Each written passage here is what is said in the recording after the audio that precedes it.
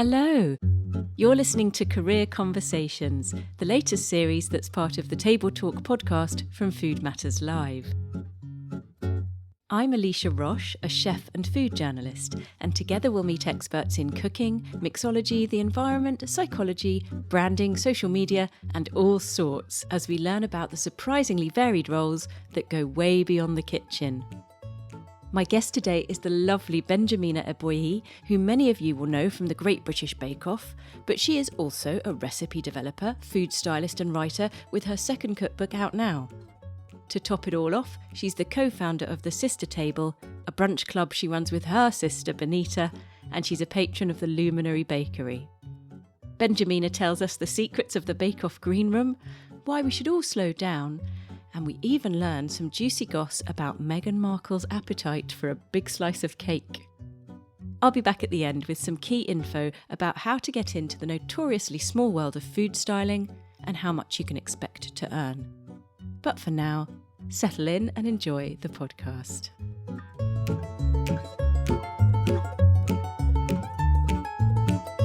Thank you so much for coming on and giving us your time. If my team are very lucky and well behaved this week, I might make them some of your tahini and marmalade slices from your new book. Oh, that would be a good one. That's a good one. But they have to behave. I know you're a Londoner born and bred. We were just discussing before we came on air our South London roots. But what is your heritage? And does that affect your baking in any way, your heritage? Or is it more about you just bake what you want when you want? So my parents are from Nigeria, so Nigerian heritage. There is definitely an influence that kind of creeps in. I mean, growing up with a lot of Nigerian food at home, although Nigerian food doesn't have a lot of baking, but just kind of being used to quite bold flavors, strong flavors, really punchy things, lots of spices. I think I've definitely incorporated that in the recipes that I create. And did you grow up in a house of keen cooks, or was anyone else a baker? No bakers, actually. My mum cooks a lot, so I grew up with her kind of in the kitchen. My auntie's always around cooking with them. But baking is not something that was done much in my family at all. Wow, so we'll get on to where it came from for you when you first started baking.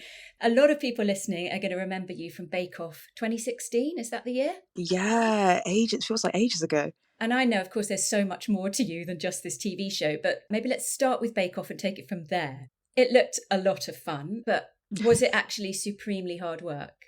Oh, goodness. It was an experience. Bake Off was one of my favourite shows, watched it all the time. And so as a watcher, it does look a lot of fun. You're baking all the time. You make lots of really cool baker friends. But being in the show was definitely a lot more intense than I was expecting. Just so much baking, which sounds obvious. Wonderful. Which sounds obvious, but I think in terms of like practicing at home all the time, every single day after work, you'd come home and you would practice and you would think of ideas. Even outside the kitchen, you'd be baking at home as well. Honestly, yeah, just baking at home just to practice for the next week and get things right. And because of Bake Off, you're doing cakes, you're doing breads, you're doing pastries. And there are areas where you're naturally just more comfortable with. You know, pastry wasn't an area that I kind of just baked for fun by myself at home before Bake Off. And so spending a lot of time brushing up on those weaker areas was very intense. And just coming up with new ideas all the time for each week was a lot of work. So it was tough, but it was really enjoyable. So can you tell us any Bake Off secrets? It feels like it's quite clandestine. No one really tells you what it's really like. Like, does Paul Hollywood is he as much of a slick guy as he seems? Yeah, it's an interesting one behind the scenes. I mean, you don't really mix much with the judges, but all the fun happens in the green room, to be honest, off camera when we're not filming. We brought in like a karaoke machine, we brought in jigsaw puzzles, we'd play games. We would just do anything just to not talk about the baking. So I think some of my favourite times actually happened off camera in the green room with all the other bakers. I can get on board with the karaoke, but jigsaw puzzles don't sound like rock and roll, do they? Just to keep everyone calm before we went into the crazy tent. Well, that's the funny thing about you. You are this extremely busy person. You've got all these heaps of projects on the go, but you have a natural calm about you and you're really into being mindful. Have you always been this way, or is it a learned practice? I think it's a bit of both, actually. I think part of it is my nature. I think I've always, from a child, have had more of a chilled disposition to me. But some of it is definitely learned. I think I like to respond to situations really level-headedly and Yeah, just really calmly. I think it just helps me process information and process what's going on around me when I can just approach things in a relaxed way. And of course, baking itself can be quite mindful and meditative. I'm a chef and I've always liked jobs where I had to do something repetitive. And I always find it such a good time just to think. Doing something really mundane, even just, cracking eggs or weighing out my flour, I find it so relaxing. Those like really small moments of just calm, just to kind of breathe and just think and pause. And so, yeah, incorporating lots of those things into my day is always really helpful. I've got a copy of your latest book here, A Good Day to Bake. It's really beautiful and simple. And it seems to me the message is, unless I'm getting this wrong, you'll tell me, slow down and bake, something good that came out of lockdown. Definitely, definitely. I think I really enjoyed watching people bake and just have that as their outlet of keeping calm amongst all the madness that was going on outside. So baking was something that I think a lot of people enjoyed. Oh, I didn't enjoy watching them all bake. I was like, please, can you get rid of all these banana breads on my Instagram feed? I don't know why that was the bake that everyone was going Oh, to. it was like peak banana bread. At one point it was like, okay, let's mix it up, guys. We can do so many other things with bananas. Let's go back to the beginning of your career. As far as I understand, you started baking in your teenage years. Yes. So at that point, it was very much making really simple things, cupcakes, chocolate chip cookies, things like that. But it was just something I loved. I'd always had a sweet tooth. And like I said, no one in my family was really a baker. And so it was very much, if you want something sweet, then, make it yourself. So was baking something you always wanted to do as a career, or did it start out just as a hobby with studies on the side? It started out as a hobby. It was always something that I thought was just, this is what I do on the weekends. I'll make birthday cakes for my family and my friends when they want it. It would just be something I do for myself. I never saw it as a full-time career, mainly because I just knew that I didn't want to work in a restaurant kitchen and I didn't want to run a bakery. And I just didn't think there was anything else you could do with baking outside of that. So I was very much like, go to uni, study, do my degree, and then baking would just be something that's for purely for fun. Oh, I would have loved to have been a student with you hanging around the kitchen. My flatmates were very, very happy. I bet they were. So what did you study and where? So I studied economics at the University of Leicester. So very, very different to what I'm doing right now. Yes, it is. But I wonder if that economics degree helped you in a way to think about yourself as a business now.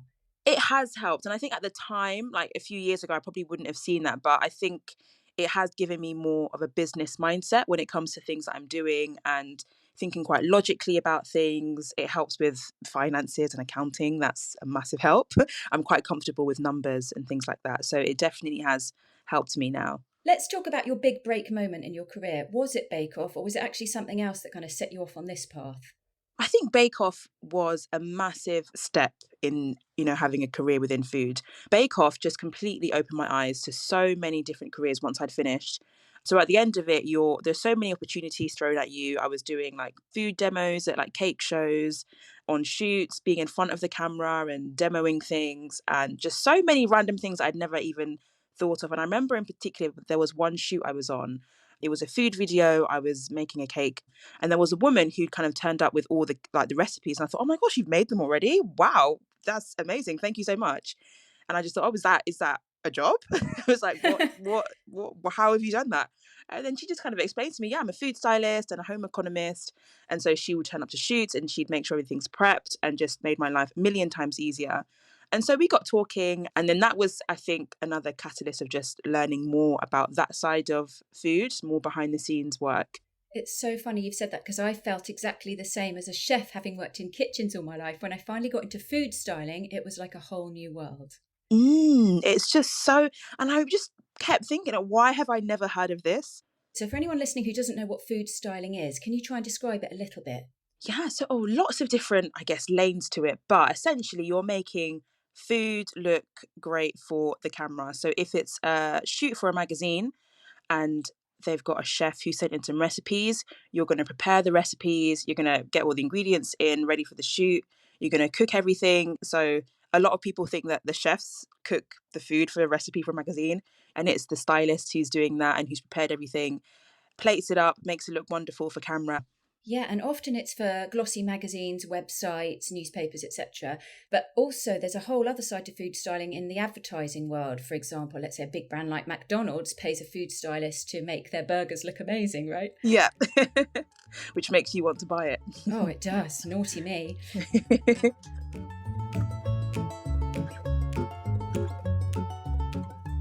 How do you make those contacts to find the mentor, get the foot in the door? It's a difficult one. And I think when I was starting out and it was something that I wanted to explore more, I did find it very difficult just to kind of get my foot in the door. It felt at the time an industry that was very much you have to know someone who's already in to sort of give you that opportunity to assist. And so it was a lot of finding people on Instagram. Social media is an incredible tool in the creative industries, food industries, to kind of just get to know different people, look at their style, and just reaching out to people and asking, hey, I'd love to assist you, and connecting in that way.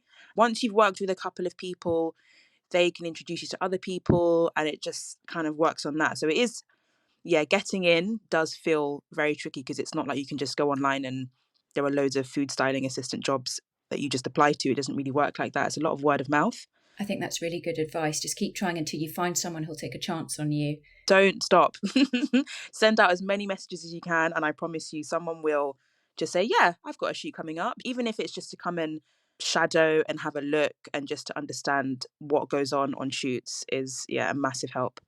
I'm telling you, a lot of the glamorous shoots I've been on, the assistants end up loading and unloading the dishwasher all day. But that's part of the job. I will be honest, there is a lot of washing up. Yeah. Always bring your rubber gloves with you. Let me ask you about one of your amazing projects called, well, it's not yours, but you're part of the Luminary Bakery. Please, can you tell me a bit about it? Oh, Luminary Bakery is absolutely incredible. They're a social enterprise bakery. They work with disadvantaged women in the community, whether that's women who have experienced homelessness or domestic violence and things like that. And they bring them on this 6-month employability course where they learn how to bake absolutely everything: cakes, breads, pastries, you name it, as well as receiving training skills and counselling and employability skills. And it's just an absolutely incredible project that I'm so proud to be part of. And I understand one of the famous patrons, a bit low key, but definitely a patron, is Meghan Markle. I know. Amazing. When she came to the bakery, oh my goodness, it was... You got to meet her. Yes, got to meet her. She came and it was, yeah, the opening of their new bakery in Camden. She came down. And did she get involved and have a big slice of cake? Oh, she did. She cut a cake. She spoke with some of the women and just got to know them a little bit and asking about, what does luminary mean to them. So she was really involved. It was so wonderful to have her there. Amazing.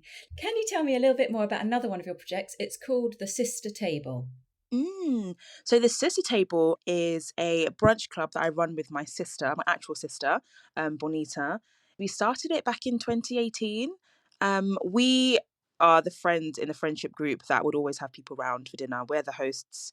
We love doing dinner parties and making them really pretty and just having friends from different friendship groups come together. She's also quite creative. She's a graphic designer. And we've known that there's some kind of synergy there. There's something that we could do, a project we could do together. And then we kind of thought, oh, maybe we can incorporate food and something along those lines.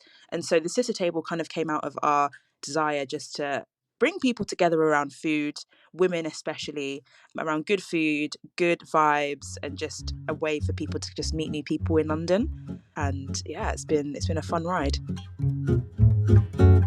A lot of what you do, you've got to charge people for it just because it's creative and it's fun. It still has a price. How did you learn to price yourself fairly and charge for your services? Oh, that's been a hard lesson, to be honest. I think everyone undercharges at first. I look back and I was grossly undercharging, almost because you almost just feel grateful that someone's even hiring you to do something, and you just forget to put a value on the time that you're putting into creating something. But I think what was helpful for me was knowing other people in the industry and knowing them enough and being comfortable around them just to say, hey, I've been asked to do XYZ. What would you think is appropriate for that? And it was hard to do at first because you kind of feel like you should know and you should have it all together. But something that was really helpful and invaluable for me was just being able to reach out to others. Yeah, that's the thing. Never be afraid to ask, especially if people are in the same industry as you. And let's hope it's a supportive community. So is there anyone who stands out for you, who's been a particular help or mentor to you over the years? One person, Dominique Eloise, she's a food stylist. She shares a lot on her Instagram of just the behind the scenes, breaking things down, how much you should get paid. She's always taking on like new assistants if you're kind of just starting out. She's incredibly helpful. If she can take you on a shoot, then she will. She's just got such a great attitude of trying to help people who are just starting out. And so she's someone who I would ask, how much should I charge for this? And she was always incredibly helpful in guiding. Oh, well, I would say that's a hot tip for anyone listening. Maybe go and have a look. She's going to get an influx of messages now. Where do you bake, in fact? Do you have a professional kitchen? No, so I bake at home or my mum's house, actually. She's like 20 minutes away. And when everyone started working from home, with my flatmates, it was just a lot, everyone at home all the time. And so I just couldn't kind of take over the whole kitchen all day and not let anyone in. I started working at my mum's house, just so much more space, and I have all my equipment and just spread out. That's where I do a lot of my baking and testing. Oh, your mum sounds like a very lucky lady. So she gets first dibs to try everything. That's not so bad. And at the end of the day, do you ever go home, put your feet up, eat a whole packet of Tonix tea cakes and think, I can't be bothered to bake tonight? Oh, yes. I think right now it's mini eggs, though. I will say I am a sucker for mini eggs. I have gone through a lot of packets recently. But there are definitely days where I'm like, I do not want to see a kitchen. I want a takeaway and I want a sofa and I want a big cup of tea. And that's all I want. So definitely days where it's just too much. I can totally relate. If Mini Eggs would like to sponsor this podcast, just give me a bell. Is there such a thing as a natural gift for baking, or is it always a skill that takes practice? I think a little bit of both. I'm going to be annoying and just say a bit of both. Some people can have a natural flair for it and pick it up very, very quickly. But even within that, some people might be really good with flavors and have a natural flair for pairing things or knowing what works well together. And some people might have a more affinity to the precision that you need in baking and can just be amazing at frosting or amazing at lining cake tins. But again, it's definitely something that I think you can teach and you can learn. And yeah, you can learn how to work with flavor and you can also learn how to be really good at the technical side. If you feel like you don't have that natural flair, I wouldn't write it off. It's definitely something that with time and with practice can be taught. So you still feel like you're learning all the time as well? Definitely. I do not know it all. I 100% do not know it all. There's so much still to learn. I'm self-taught. And so, I've not gone to pastry school. And so there are most definitely gaps in my knowledge. And so I'm always open to learning new techniques, learning more efficient ways to do things. Yeah, learning more about flavors from different cultures. It never ends. It never, ever ends. But I love it.